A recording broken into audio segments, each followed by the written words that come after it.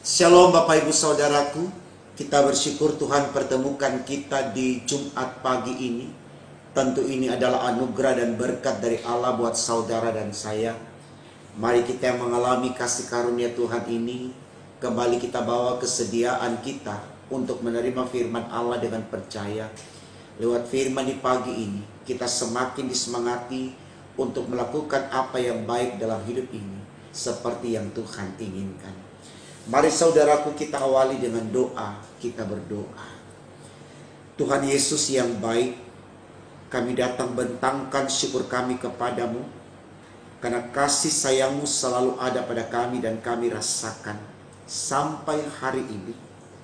Berkenan kami yang bersyukur atas kebaikan Tuhan ini.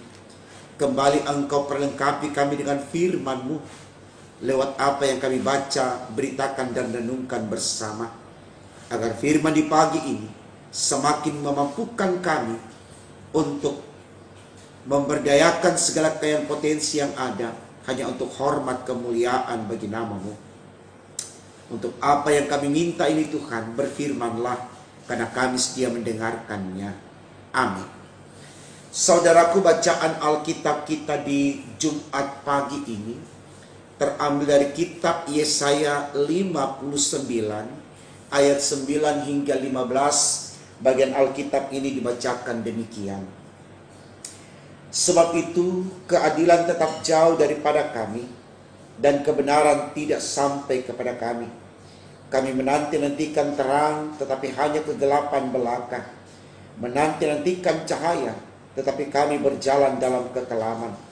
Kami meraba-raba dinding seperti orang buta, dan meraba-raba seolah-olah tidak punya mata. Kami tersandung di waktu tengah hari seperti di waktu senja. Duduk di tempat gelap seperti orang mati.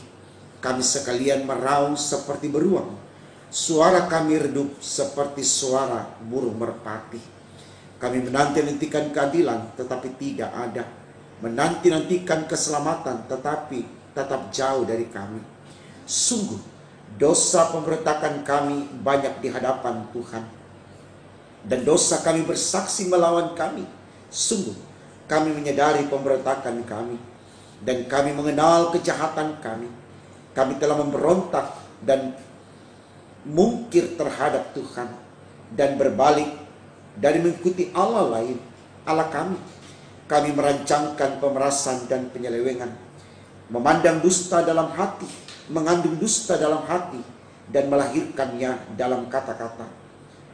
Hukum telah terdesak ke belakang, dan keadilan berdiri jauh-jauh, sebab kebenaran tersandung di tempat umum, dan ketulusan ditolak orang. Dengan demikian kebenaran telah hilang, dan siapa yang menjauhi kejahatan, ia menjadi korban rampasan. Saudaraku, tema renungan kita di Jumat pagi ini dituliskan demikian dalam Sabda Bina Umat, Tuhan melihatnya. Saudaraku, redaksi kalimat pendek yang tertulis di tema khotbah kita ini, yaitu Tuhan melihatnya, hendak mempertegas akan keyakinan kita tentang Allah yang Maha Mengetahui. Artinya, apapun yang terjadi di dalam kehidupan kita itu tidak luput dari pengamatan Tuhan, tidak luput dari penglihatan Tuhan. Artinya saudaraku, Tuhan di sini mau dikatakan sebagai Allah yang Maha Mengetahui. Nah, tentu ini baik untuk kita renungkan secara bersama, supaya kita mulai membangun kesadaran bahwa dimanapun kita berada, di situ ada Tuhan. Tujuannya saudaraku, supaya kita tidak semena-mena di dalam menjalankan kehidupan yang Tuhan anugerahkan, tetapi dalam kesadaran itu kita selalu memperhatikan hal-hal yang diinginkan oleh Allah, yang diminta oleh Allah untuk kita lakukan. Karena jujur kita harus katakan, ketika kita mengedepankan kepentingan Tuhan, maka di situ Tuhan pun akan memberkati kita. Memberkati dalam pengertian Tuhan akan menjaga kita, menaungi kita, menyayangi kita, dan selalu menopang kehidupan kita. Karena orang yang dicintai oleh Allah adalah orang yang selalu dikasihinya.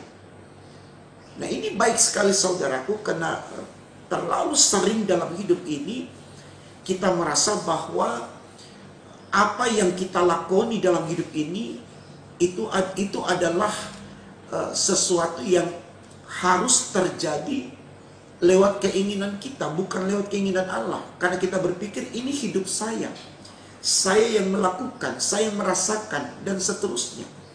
Kita lupa bahwa apapun yang kita alami dalam hidup ini, itu ada dalam kehendak Allah, itu ada dalam keputusan Tuhan.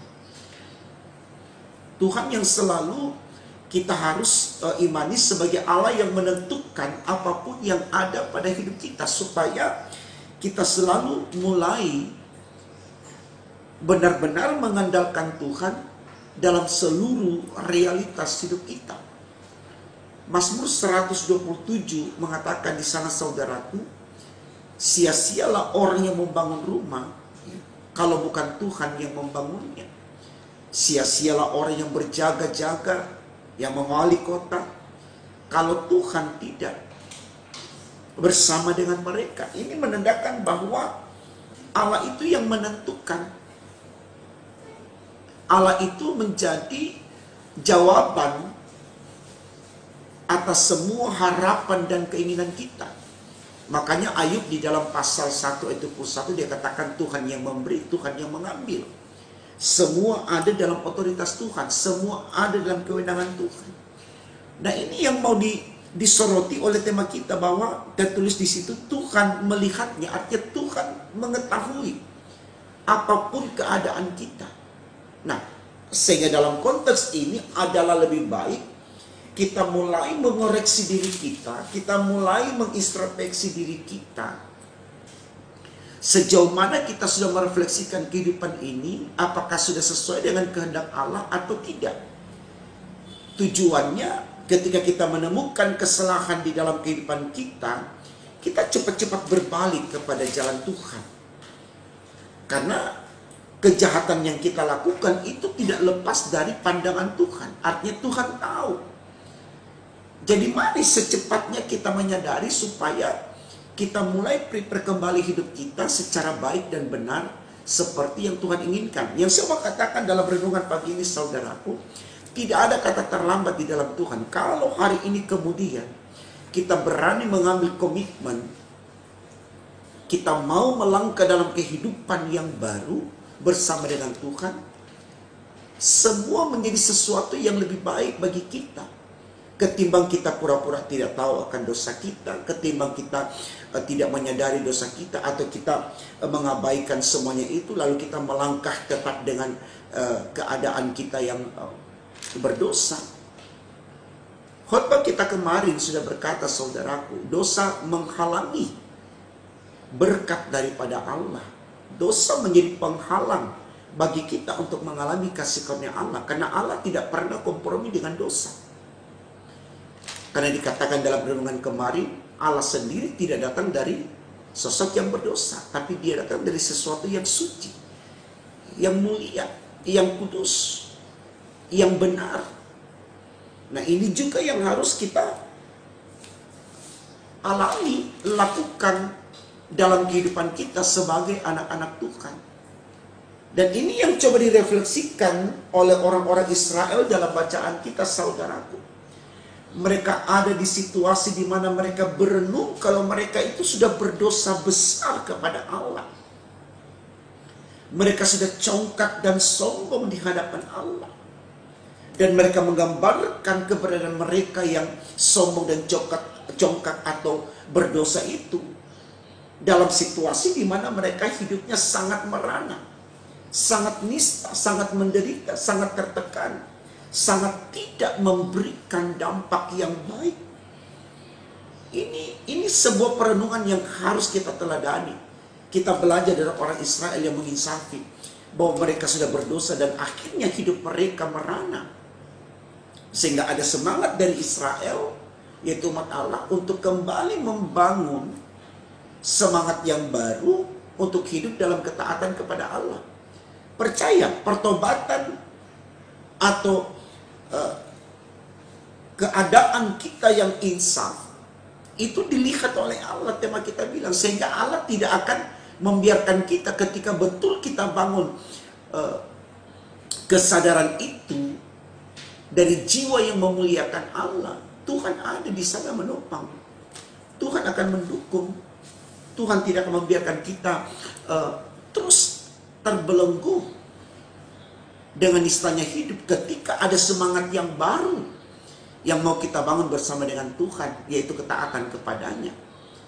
Mari kita lihat saudaraku bacaan kita mulai dari ayat 9 sampai ayat ke-11. Ya. Diungkapkan begitu Israel menyadari akan kesalahan mereka yang sudah jauh daripada Tuhan, dikatakan di sana, sebab itu keadilan tetap jauh daripada kami dan kebenaran tidak sampai kepada kami. Kami menanti-nanti terang tetapi hanya kegelapan belaka. Jelas di sini dikatakan saudaraku, menanti-nantikan cahaya tetapi kami berjalan dalam kekelaman. Kami meraba-raba dinding seperti orang buta dan meraba-raba seolah-olah tidak punya mata padahal mereka punya mata. Kami tersandung di waktu tengah hari seperti di waktu senja. Walaupun terang kami tetap tersandung karena dosa yang dilakukan. Duduk di tempat gelap seperti orang mati, yang ada hanya ratapan dan tangisan. Kami sekalian meneraung seperti beruang, suara kami redup seperti suara burung merpati. Kami menanti-nantikan keadilan tapi tidak ada, menanti-nantikan keselamatan tetapi tetap jauh dari kami. Orang yang berbuat dosa, Israel sadar akan jauh dari keselamatan.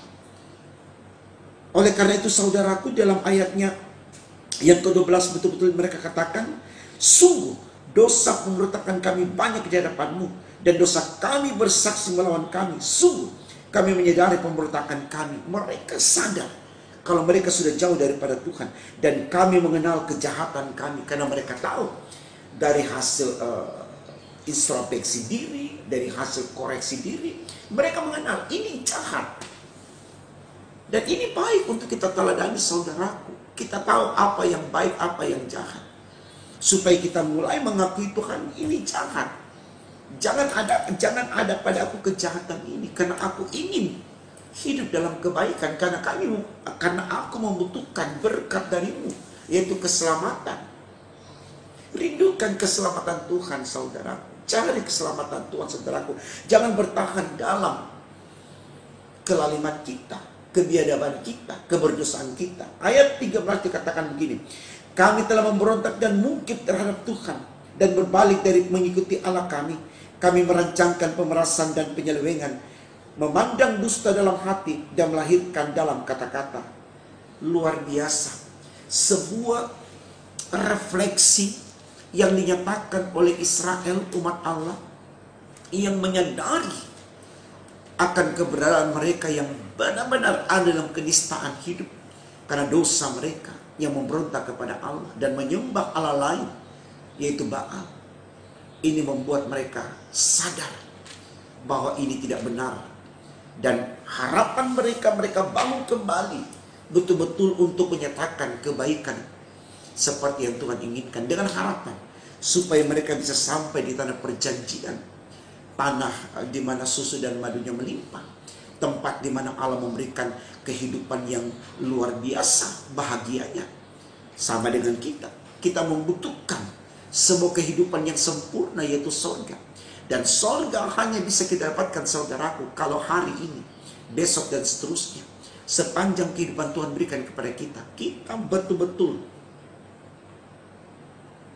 mengintrospeksi diri kita, kita koreksi diri kita kenali diri kita, supaya apa yang kita tahu yang jahat dari diri kita, yang menjadi kebiasaan kita selama ini, kita buang, kita keluarkan, kita lepaskan, dan kita tidak bawa dalam kehidupan kita hari esok dan seterusnya. Karena Tuhan menanti kesediaan kita untuk melakukan apa yang Dia inginkan. Karena itu saudaraku, semangati diri kita, semangati diri kita. Ingat, Tuhan mengetahui atau Tuhan melihat apa yang kita lakukan. Itu yang disoroti tema kita. Jadi libatkan Allah lewat kekuatan Roh Kudusnya untuk terus memimpin kita, agar dimanapun kita berada, kita selalu bisa mengkonsentrasikan hidup kita hanya untuk mempermuliakan namanya. Maka disitulah berkat Allah akan menjadi milik kita. Tuhan memberkati firman-Nya. Amin. Mari kita berdoa, saudaraku. Tuhan Yesus yang baik, terima kasih kami boleh menerima firman-Mu di pagi ini, yang mengajarkan kepada kami betapa pentingnya kami mengenali diri kami, siapa kami di hadapan Allah, sehingga kami bisa melihat dosa kami bisa mengetahui apa yang menjadi kebiasaan buruk kami, sehingga dalam kuasa Roh Kudus-Mu kami meninggalkan itu, dan kami kembali berada di jalan yang benar, seperti yang Tuhan inginkan di kehidupan hari ini, besok, dan seterusnya. Tolong kami Tuhan, karena Engkau adalah kekuatan kami, dan kami percaya ketika kami bersama dengan Engkau, maka semuanya bisa kami lakukan, karena Engkau luar biasa, dan Engkau bisa melakukan apapun, karena Engkau Allah yang besar dan berkuasa.